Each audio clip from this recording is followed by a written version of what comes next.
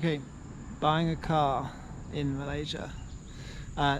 So we moved here and we decided we would rent for the first, well, for the first few weeks until we found ourselves a car.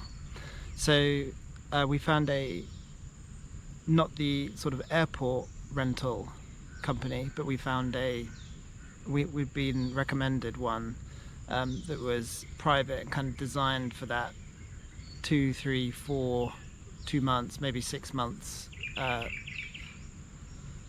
rental. Anyway, so we got here and that was fine.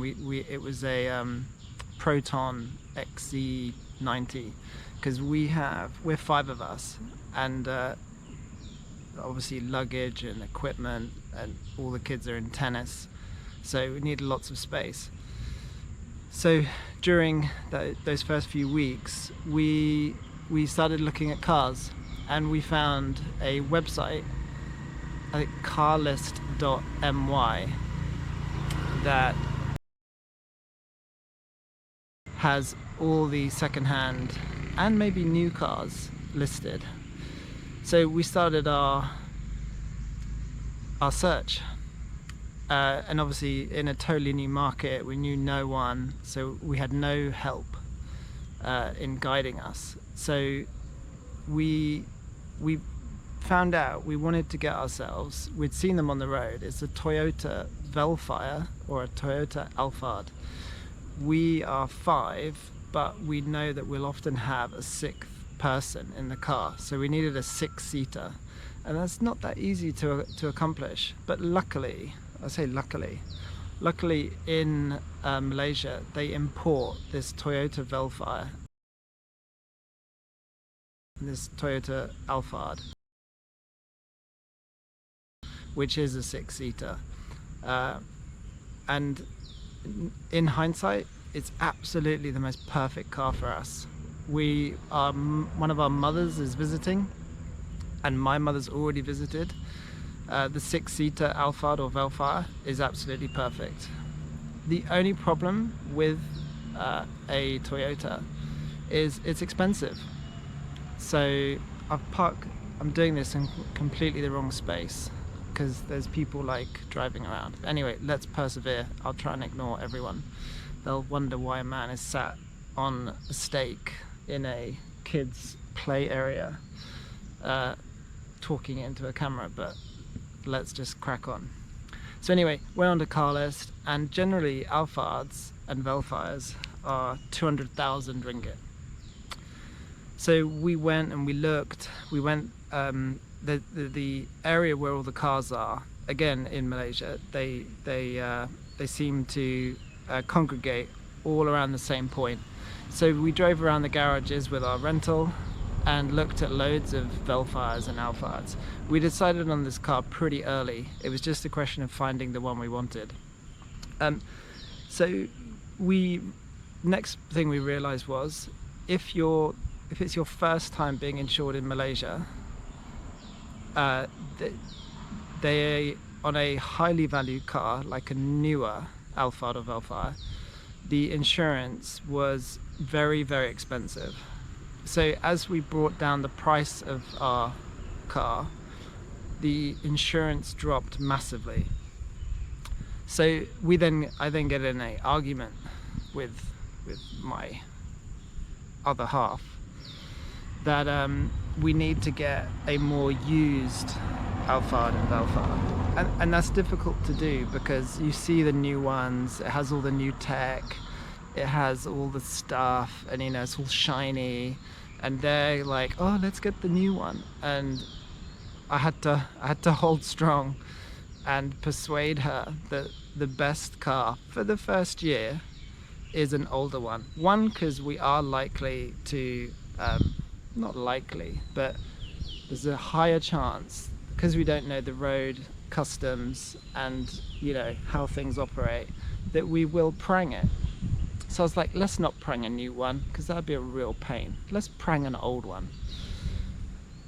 So we found, the 200,000 pound ringgit Velfire Alphard Mark. we cut that in half. We found one for half that. It is much older, it has done a lot more miles, but we're banking on that Toyota. You know, Toyotas don't go wrong. We're banking on that. So we ended up with this bad boy. It's Toyota Velfire V6 6-seater. So the bit we love, a couple of captain seats, so I've got my gym stuff on, electric slidey doors, and then inside you've got these two captain seats, and then you break down into the back for another two. You can fit three, but this is our 6-seater. A little bit of room in the back for luggage. This is the old school, so don't laugh at the curtains because the new ones don't have them, but this was our selection. And we're now mid-January 2025. We must have got this in August, September.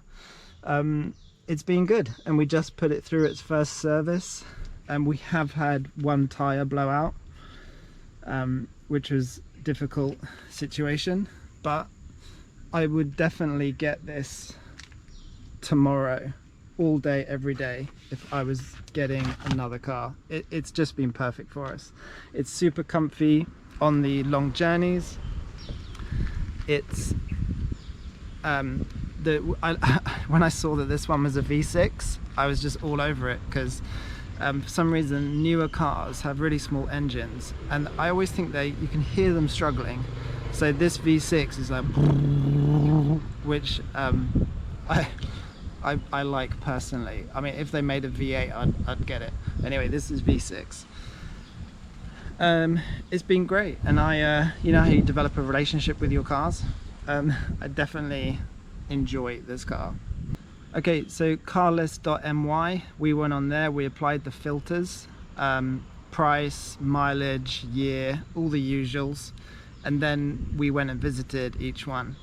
I found, we actually went to look at another Alphard in this Ming Heng. Let me just check the name. Yeah, so we found another Alphard in Ming Heng garage. But when I went there, I spotted this bad boy, and I was like, what's that? And he's like, oh, it's like our company car. I was like, is it for sale? He's like, sure, everything's for sale. So we then stepped away from the newer one. I think he was surprised we wanted an older one, to be honest. And we test drove this. I was like, this is cool, I'll take it. And I think salesmen are always a bit surprised when you actually buy something. So Ming Heng Garage did us a good job and started us through the sales process. One important thing to note, we didn't borrow any money, so there's no financing on this. I can't advise on the financing element. I wasn't interested in financing. I wanted just to cash up and then at some point cash back out.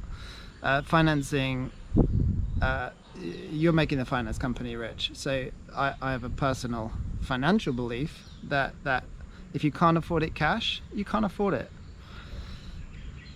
So Ming Heng, probably a garage like any other, but I felt our salesman was a stand-up dude.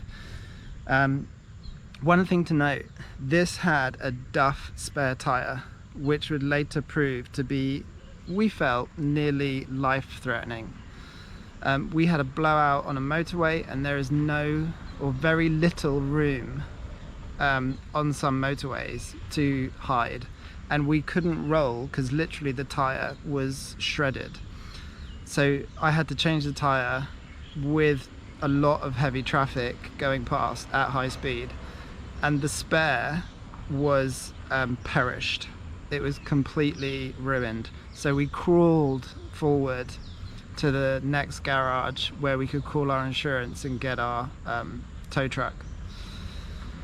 So make them, or do it yourself. Get out the spare, check it's not perished, and check the pressure and everything, because if you need it, it's beyond crucial. And I failed. I saw that it had a spare because I did check, but I did not check its condition.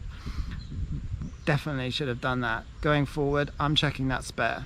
Okay, so Ming Heng, we got the test drive. They have no problem like letting you drive vehicles around as usual. Pump the brakes, listen to the engine, open the roof. When you pull out, check that there's no oil leaks, all the usual stuff, you know, when you're buying a car. Check everything works electronically, check the heat, check the aircon, check all the, when you look in the bonnet, look at all like the rivet points, look at the bolts.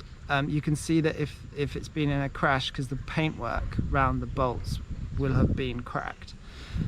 Look out for all those telltale signs. They seem to have a big thing about flooding. They were like, oh, this car's never been flooded. I've never heard that before, so maybe it's a thing in Malaysia that cars get flooded out and then appear on the second-hand market. I don't know how you check it. I mean, his word against, you know, evidence. I'm sure they're going to say it's not being flooded, but just something to bear in mind. Yeah, so we ended up agreeing on a price. We got a very slight discount, but the amazing bit for me was this. He, when we decided to purchase it, he drove an hour to where we are outside KL. He picked me up, he took me to the car registration place, and at the car registration place he had a guy who had waited in line so that when I walked in, we went straight to the front. I did fingerprints, I had all my IDs, and I was then the registered buyer of this vehicle. I couldn't have purchased it without the garage. So I think if we purchase again, we will definitely use a garage. Going private is just not an option for me. I wouldn't have known how to operate in the registration place. I wouldn't know what to do. There was a fair bit of paperwork that needed to be done, and a lot of it isn't in English. So unless you've got someone helping you buy privately, I can't give you that knowledge. So Ming Heng, the sales guy, I wish I knew his name because he was a cool dude, took me straight to this registration place, straight to the front of the queue, displaced his guy waiting, did the formalities, went to then to their office, again did the formalities at their office, so receipts, invoices, like they were quite organized. They had like a clear, this is the purchase price, this is other costs, blah blah blah, and then all packed into a nice folder that they've given me. So I don't want to show you what's in the folder because it has like my address on it and stuff, but I can tell you because I've written it out. We got the receipt from Ming Heng, we got the initial, he's also included the initial quote that he gave us, then a vehicle ownership certificate plus a copy, the receipt for that, there's then like a car document, then our insurance, so we've got Alliance car insurance, and then the import document for this car because it was brought in from Japan. Now we met a guy who does car insurance specifically for expats, MSR services. If I was to, when I come to renew my insurance, I'll be going to MSR services. When we had our tire blowout, he happened to be at the same garage and he spotted the spare that I was filling up and could see how perished it was. I felt I had no choice. He was like, you cannot drive. Well, he's like, where are you going? And I was like, oh, we're going back to Nilai. He's like, you cannot drive on that. You got like family of 5 in the car. That tire's just gonna blow. And I felt the same, but I felt we had no choice. It was dark, it was late. you want to get back, you're going to risk it. So anyway, I was putting air in this tire, and he luckily knew that you can call Alliance, say that you've got a problem, and I think I paid an excess of like 150 ringgit, which isn't a lot of money. We had the tow truck come, it took us all the way home, and then I got the tire sorted, you know, at a later time. But without him, and he waited like an hour with us while this tow truck came, totally above and beyond, and he wasn't even our insurance guy. I feel like, you know, when you hear about stories where someone saves someone else's life, you don't actually know that they've saved your life, but I felt like MSR Services, I call him Mr. Lucky, because we were so lucky in him happening to be there as we were there. Anyway, he's a super cool dude, 3 kids, wife.